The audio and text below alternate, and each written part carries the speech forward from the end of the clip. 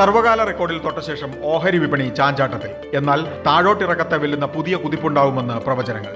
ഇതിനിടയിലും Nifty, Sensex ലിസ്റ്റിലെ കിഡിലൻ സ്റ്റോക്കുകൾ അടക്കം പകുതിയും റെക്കോർഡ് ഉയരത്തിൽ നിന്ന് ഏറെ താഴ്ചയിൽ. ചില വിപണി സാഹചര്യങ്ങൾ ചിലർക്ക് ശരിയാവും, ചിലർക്ക് ശരിയാവില്ല. 2025 അവസാനിക്കുമ്പോഴേക്ക് IPOയിൽ ചരിത്രം കുറിക്കാൻ ഓഹരി വിപണി. ഇതുവരെ കണ്ട പൂക്കാലം ഡിസംബറിലും തുടരും. 40,000 കോടി രൂപ സമാഹരിക്കാനുള്ള പ്രാരംഭ ഓഹരി വിൽപ്പനയ്ക്ക് വിവിധ കമ്പനികൾ ഒരുക്കത്തിൽ. ഈ വർഷം ഇതുവരെ സമാഹരിച്ചത് 1.5 ലക്ഷം കോടി. ജനം ഏറ്റവും കൂടുതൽ കാണുന്ന ന്യൂസ് ചാനൽ പട്ടത്തിന്റെ പേരിൽ ബാർക്കിംഗ് നടക്കുന്നതിനിടയിൽ പുതിയ ബാർക്ക് റേറ്റിംഗ് പുറത്ത്.